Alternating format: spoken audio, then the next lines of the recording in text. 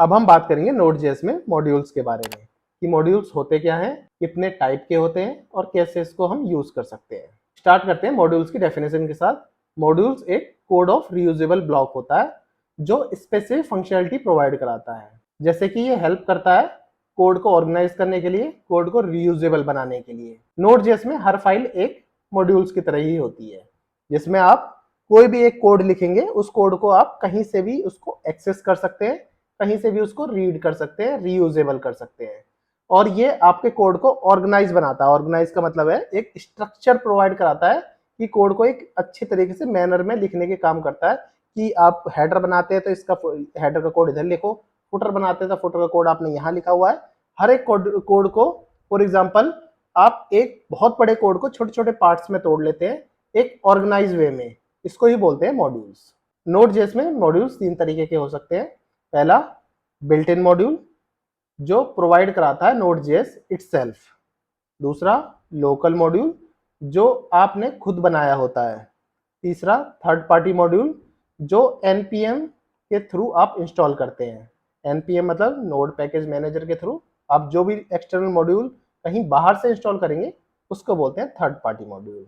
तो इन तीनों टाइप के मॉड्यूल्स को इस वीडियो में हम डिटेल में कवर करेंगे। बिल्ट इन मॉड्यूल्स की बात करें तो बिल्ट इन मॉड्यूल्स नोड.जेएस में प्री इंस्टॉल होते हैं। फॉर एग्जांपल जैसे कि फाइल सिस्टम, जिसको fs बोलते हैं, जो फाइल को रीड और राइट करने के लिए यूज होता है। पाथ जो फाइल और उसकी डायरेक्टरी की इंफॉर्मेशन या डायरेक्टरी पाथ के लिए यूज होता है। ओएस मतलब सिस्टम इंफॉर्मेशन के लिए यूज होता है। एचटीटीपी वेब सर्वर बनाने के लिए यूज होता है। इसको हम डिटेल में समझेंगे आने वाली वीडियो में। जस्ट एक एग्जांपल के थ्रू बताता हूं मैं आपको बिल्ट इन मॉड्यूल होते क्या है। नॉर्मल एक अपना फंक्शन क्रिएट कर लेते हैं इधर, मॉड्यूल्स fun.js करके, ठीक है। मॉड्यूल्स भी कर सकता था पर मॉड्यूल्स चलता नहीं क्योंकि मॉड्यूल्स एक प्रीडिफाइंड कीवर्ड है, इसलिए मुझे मॉड्यूल्स फन लिखना पड़ा।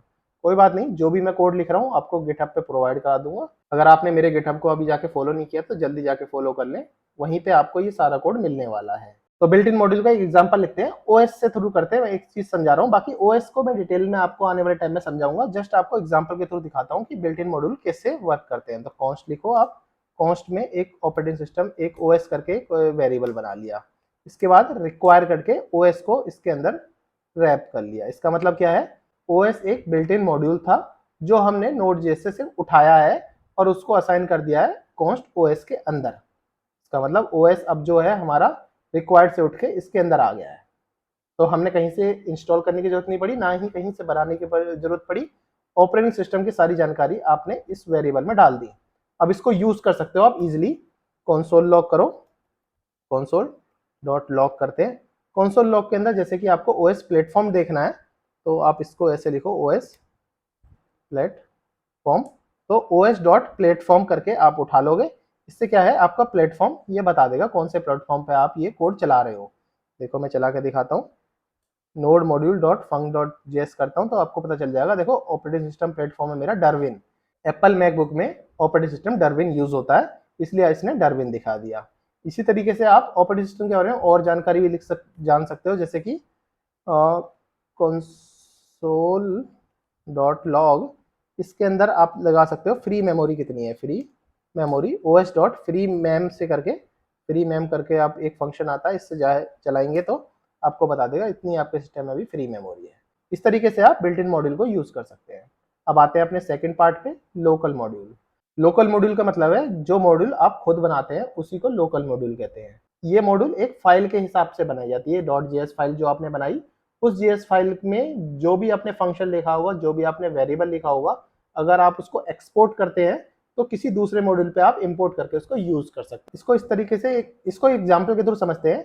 एक फाइल बनाते हैं math.js, एक मैथ नाम का मैं लोकल मॉड्यूल बना रहा हूँ जिसको हम डिफरेंट फाइल में यूज करेंगे। इसके अंदर एक फंक्शन लिख लेता हूँ मैं। फंक्शन लिखा मैंने, इसके अंदर फॉर एग्जांपल मैंने ऐड का एक मैथमेटिक ऑपरेशन बना दिया a और b को लगा के, तो रिटर्न कर दिया a प्लस b। इसके बाद हमने एक नॉर्मल एक फंक्शन बनाया। इस तरह चाहते तो हम एक वेरिएबल भी बना सकते थे, उस वेरिएबल को भी हम एक्सपोर्ट करते हैं यहाँ से, तो कहीं से इंपोर्ट कर सकते थे। मैं फंक्शन के थ्रू समझा रहा हूँ आपको, वेरिएबल के थ्रू आप खुद भी करके देखेंगे तो आपको समझ आ जाएगा। तो आपको यहाँ से पहले एक्सपोर्ट करना पड़ेगा। तो एक्सपोर्ट इस तरीके से आप एक्सपोर्ट करोगे जब ही कहीं से आप इंपोर्ट कर पाओगे। ठीक है, आपने यहाँ से इस मॉड्यूल को एक्सपोर्ट कर दिया। अब ये रीयूजेबल मॉड्यूल बन गया, इसको आप यूज कर सकते हो। तो यहाँ से जो अपने फंक्शन को एक्सपोर्ट करा है किसी दूसरी फाइल से इंपोर्ट कर सकते हैं इसको। तो आपको क्या लिखना है, कॉन्स्ट और यहाँ से ऐड लिखने के बाद required.math.js से आप ऐड फंक्शन को उठा लेंगे। यहाँ से आपने ऐड वाले फंक्शन को उठा लिया। अब चाहेंगे तो आप कंसोल लॉग में ऐड कर सकते हैं, यहाँ से 5 या 10 इस टाइप से कुछ ऐड करके दिखा सकते हैं। ये यहाँ पे आप फंक्शन को कॉल करेंगे, यहाँ के थ्रू ये फंक्शन यहाँ चला जाएगा और जैसे कि आप इसको चला के देखेंगे तो आपको एडिशन रिजल्ट दिख जाएगा 15।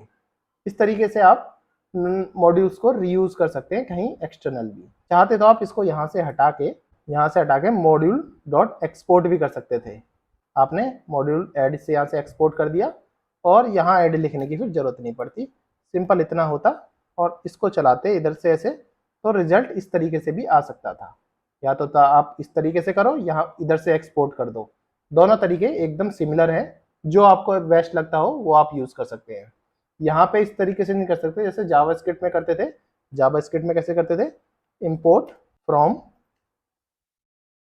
math.js ऐड, इस तरीके से यहाँ नहीं कर सकते क्योंकि ये स्क्रिप्ट में टैग नहीं होता। तो इसलिए इंपोर्ट करने के दो ही तरीके हैं, या तो रिक्वायर्ड करके इस तरह से इंपोर्ट करो, ये बेस्ट वे है इंपोर्ट करने का, मॉड्यूल डॉट एक्सपोर्ट यहाँ कर दे और इसको यहाँ से इंपोर्ट कर लें, या फिर डॉट ऐड यहाँ लगाना पड़ेगा आपको। अब आते हैं अपने तीसरे तरीके पे, third party module. Third party module क्या होता है, जो मॉड्यूल आप इंस्टॉल करते हैं कहीं बाहर से। जैसे कि मैंने आपको पहले भी बताया था कि बहुत सारे मॉड्यूल्स हैं जो फ्रीली अवेलेबल है इंटरनेट पे, उन सब मॉड्यूल्स को बेस्ड ऑन योर रिक्वायरमेंट आप यूज कर सकते हो नोट पैकेज मैनेजर के थ्रू। तो इसका एक एग्जांपल और चेक कर लेते हैं कि थर्ड पार्टी मॉड्यूल्स यूज कैसे करते हैं। तो आपको पहले थर्ड पार्टी मॉड्यूल को पहले इंस्टॉल करना पड़ेगा, npm इंस्टॉल चॉक, और इसका वर्जन 4 हम इंस्टॉल कर रहे हैं। ठीक है, npm इंस्टॉल चॉक 4 कर लिया हमने इंस्टॉल। इंस्टॉल को आप इंस्टॉल पूरा भी लिख सकते थे, इस तरीके से भी लिख सकते थे, npm इंस्टॉल चॉक @4 वर्जन हमें चाहिए था, तो हमने 4 वर्जन यहाँ से इंस्टॉल कर लिया इसका। इस तरीके से आप देखोगे तो पैकेज लॉग फाइल और पैकेज जेसन फाइल भी आपकी क्रिएट हो जाएगी, क्योंकि आपने ये एक्सटर्नली आपने इंस्टॉल किया है। तो यहाँ पे आप देख पाओगे चॉक का ये वर्जन है 4.1.2। अब इसको आपको यूज करना है, तो आपको कैसे यूज करना है, कॉन्स्ट लिखो, चॉक करके लिखो रिक्वायर्ड चॉक, और कंसोल लॉग में चॉक डॉट ब्लू करके हेलो वर्ल्ड लिखेंगे। जब इसको चलाएंगे, पहले इसको मैं क्लियर कर देता हूँ, जब इसको हम चला के देखेंगे तो हमें देखो ब्लू कलर में देखेगा हेलो वर्ल्ड।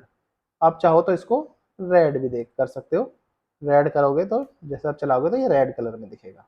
इस तरीके से आप थर्ड पार्टी मॉड्यूल्स को भी इजीली इंस्टॉल कर सकते हो with the help of npm package manager, जो आपके पैकेज और जेसन में उसकी डिपेंडेंसी आप देख भी पाओगे, और ऊपर से नोड मॉड्यूल में जाके उसकी सारी डिपेंडेंसी नोड मॉड्यूल में भी आ जाएगी। तो ठीक है दोस्तों, अभी के लिए इतना ही। नेक्स्ट लेक्चर में हम कोर मॉड्यूल्स के बारे में पढ़ेंगे। अगर मेरी वीडियो इन्फॉर्मेटिव लग रही हो तो अपने दोस्तों का शेयर करें, मेरे चैनल को सब्सक्राइब करें। Thanks for joining.